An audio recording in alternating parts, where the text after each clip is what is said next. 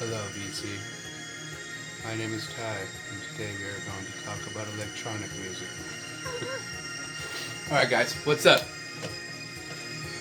I went to the record store, been trying to keep the addiction down, but when they showed an album that I already have a copy of, but it's one of my favorite albums, and I knew I could get it for cheap because it's not ever that expensive anyways, and it was expensive, I would freaking pay that price because that artist is deserving of whatever price you put on this amazing artwork. So I mainly went there just to get an extra copy of this. Love this album, love the song. My copy's in great condition, but I got another copy. If not, it might be, I think it could be in better condition than my other one, and it was only $6. And sorry for the big shadow, the lighting's horrible, horrible lighting, okay? Here, we're gonna fix that, we're gonna fix it. We're bringing on extra lighting. That helps so much. Okay. So, I got this. And it was a whole collection somebody dropped off. I don't know if it was their whole collection, but it was a crate. So I'm flipping through there. And they have this. Maynard Ferguson. And it's Primal Scream. Looked interesting. It's only $3. I threw it in the turntable there. Really good. Some funk orchestra music. Some cool breakdowns. You can hear the bass. Anyways, I had it $3. It's in great condition. One of them has a really cool label. This is the one. This is Columbia label. It's nothing special. Red Columbia. Great condition. Great album. So it's just good to know you still can get some great stuff for cheap. You really kind of... It's just like before. Like, there were certain albums that are always popular. They were always, going to be a little more sought after, more expensive back in the day. So you kind of had to, go look for obscure stuff. Okay, what is the lighting still? Here, we're going reversing.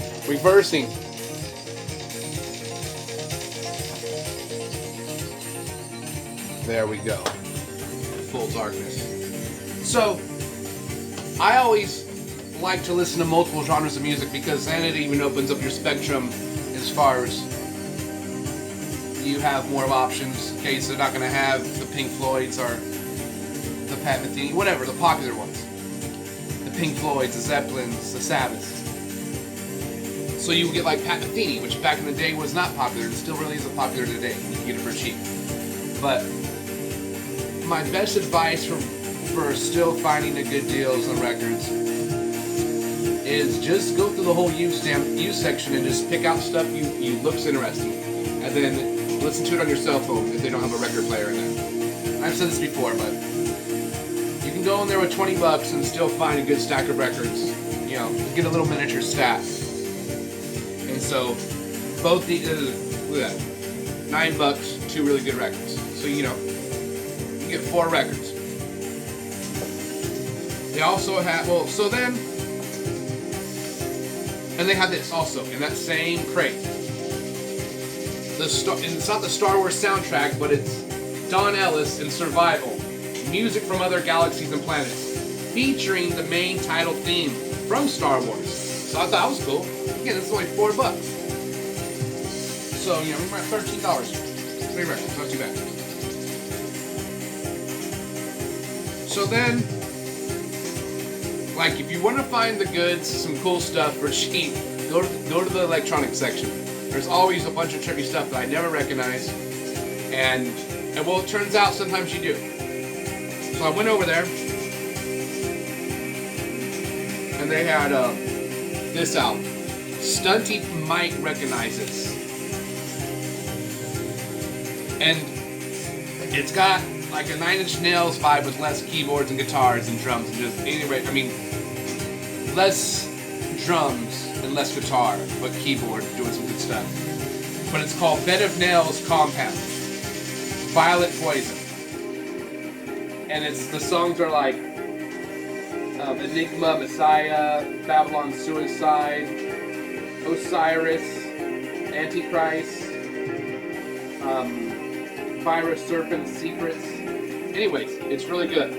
I might have to throw it on, but got this one. This one's This one's $10, but it's so good. I was like, screw it, I'm getting it. I'm getting it. They had this. Claude Scholes. I have him with that other guy he plays with that I can't think of the name of right now, but that's what's playing right now. Killer album. Got the Tangerine Dream vibe with a little twist. So, like that, scientist in their laboratory. And then, speaking of Tangerine Dream, I got this.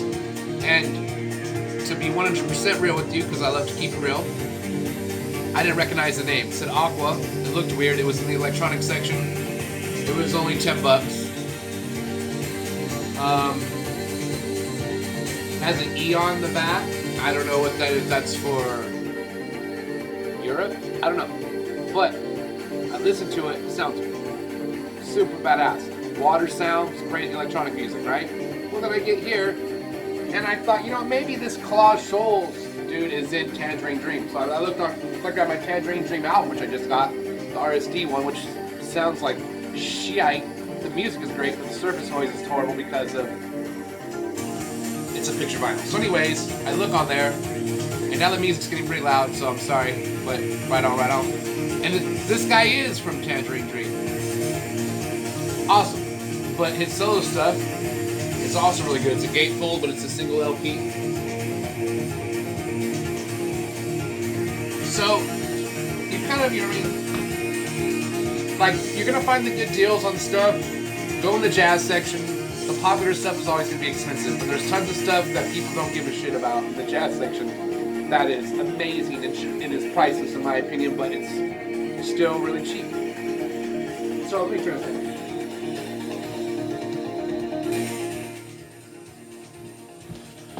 It's got the credits are rolling at the end of the sci-fi movie vibe.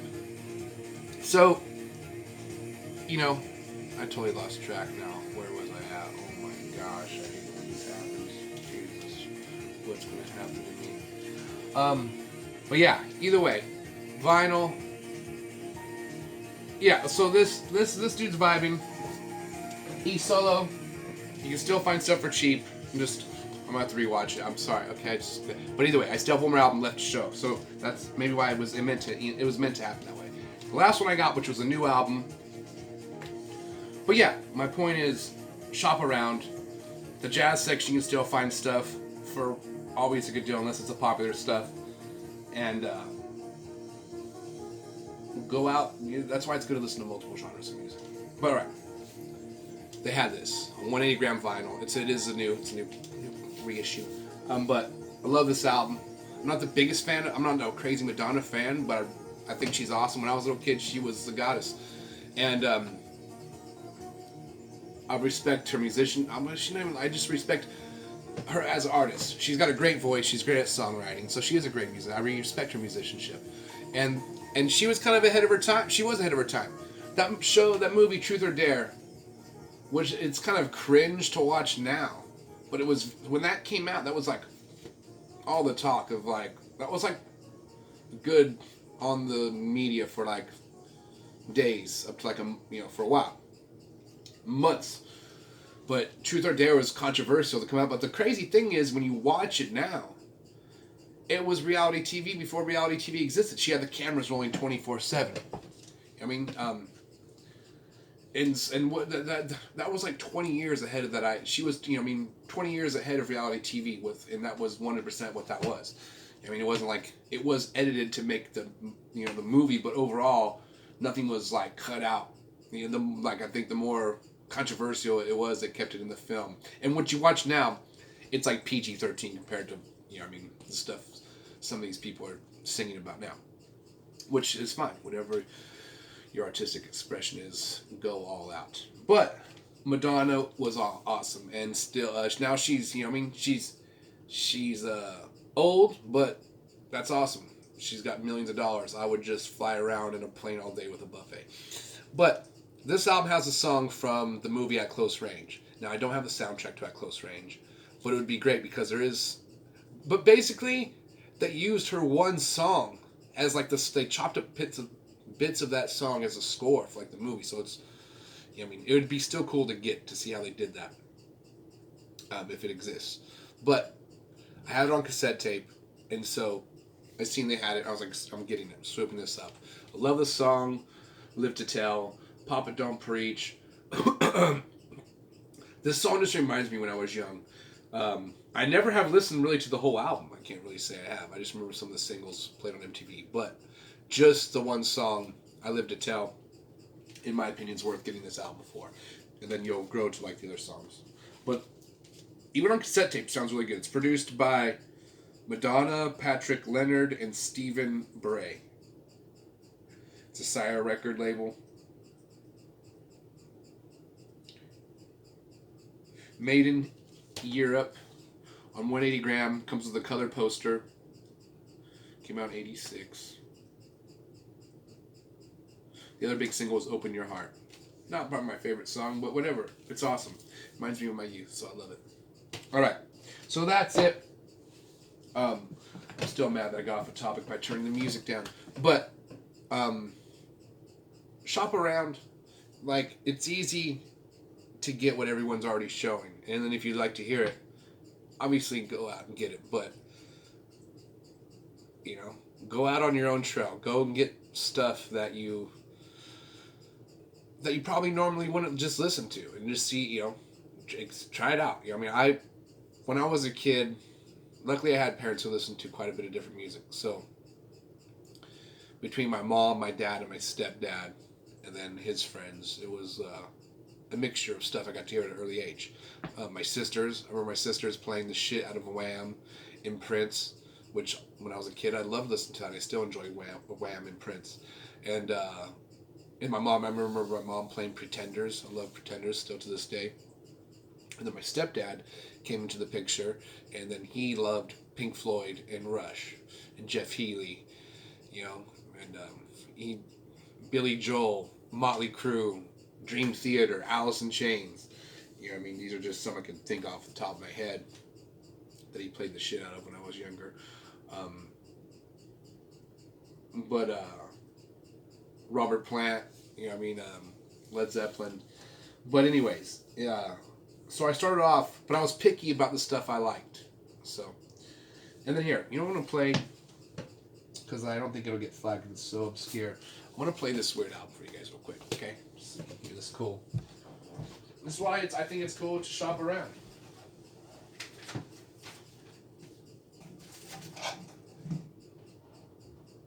Try to do this switch over quickly here.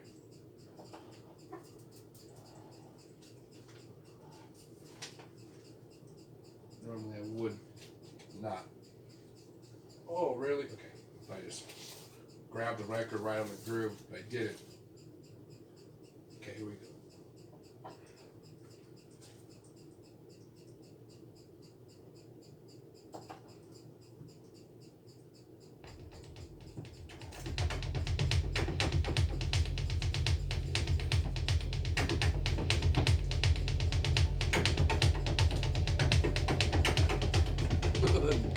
Dope. And again, I really don't, probably one of the genres I have less of is definitely electronic music. But if if it's catchy and I like it, I like it. I don't care what genre it is. But I definitely want to get more stuff like this, you know what I mean? Just, weird and trippy and catchy and shit I haven't heard before. You know what I mean? You can't, for me, I still listen to everything I already have from my first love and everything I've discovered. I still love listening to it, but I have to find new stuff. But don't get me wrong, if it stopped now, I have enough material I would be fine. But that's what and even though none of my bands play this type of music, it doesn't matter. Yeah, that's why I need to hear more new shit just to, that's what keeps the inspiration going, even if you're not playing that genre. It's awesome. And I just feel like, too, it's like, it spreads the web in your brain. You know what I mean? They say when you learn something new, a new piece of the web helps you become more well evolved. It helps you become more intelligent, hopefully. And so anyways, yeah, it does this for a while. Now, it's kind of subtle, but there's little stuff that starts sneaking in there. But it's cool. Put this on, just vibe out.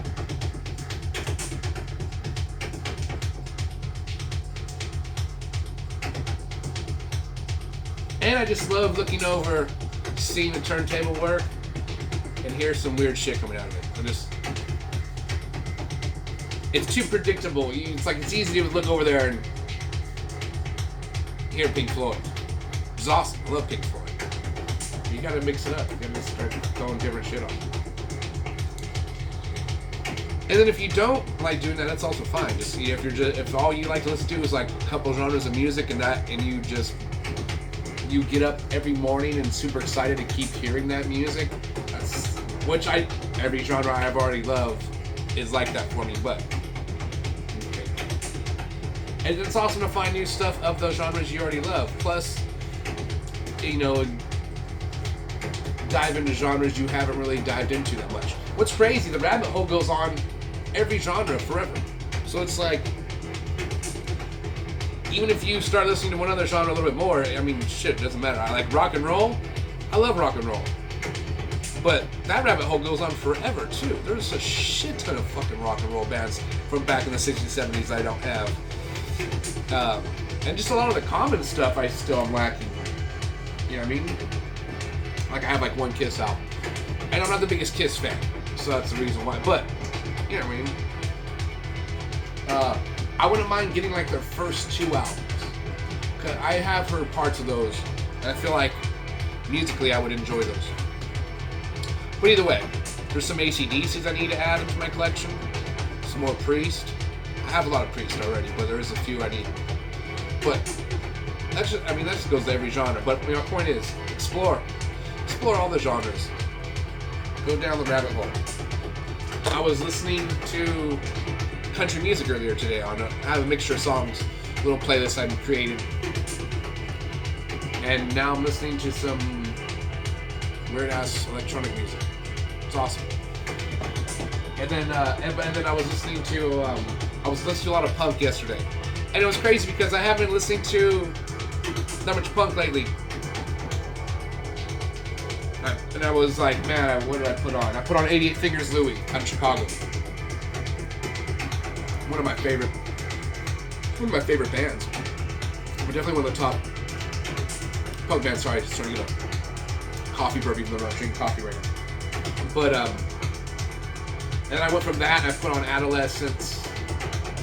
And I did put on DI because the drummer from Adolescence is singer DI. And then I put on Agnostic Front. They're Victim in Pain, and then their thrash album, one of their more thrasher albums.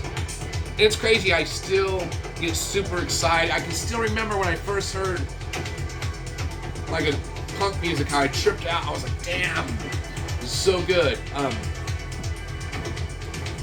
Look Back and Laugh by Minor Threat. I remember being in 8th grade in independent studies, and for some reason those lyrics connected with me so good. And it's funny looking back that my little kid brain thought the music was epic, and then I thought those lyrics were perfectly fitting for how I was feeling in that 8th grade. But it's funny, looking back, you're like you're nothing in 8th grade, but you do start to develop an opinion and all that good stuff. So, are bad, depending if you're an asshole or not. But, which I was a mixture of both. But either way, I still get pumped over all the old stuff, just like it was like the first time hearing it. So that's what's awesome. I remember just like hearing the punk beat, the fast one, or just hearing even like double bass, or just hearing anything that my brain hadn't heard that I remember was like magic. And I still get that cool feeling. I remember I would see a drum set when I was a little kid. I would get this weird feeling where I would get super excited because I knew that like music happened or is gonna happen. So, yeah. okay, so did you hear there was some shit going on? Even though it's doing the same beat, it was sneaking some other sound of cool sounds and stuff in there. Now it's kind of going back to less just the beat, like a synthesizer, a couple other things. But it's dope. Alright, so this episode's ran way too long. I could rant on forever about music because I love music. Anything I find interesting, I enjoy talking about. But if I find it interesting and I love it, it's a double whammy, so you know what I mean. But I also like to hear what other people got to say. I like to listen to other people, hence, you know what I mean, why I enjoy watching all the other vinyl channels and just music reviews. Okay, just in and out of nowhere. I can't say I even...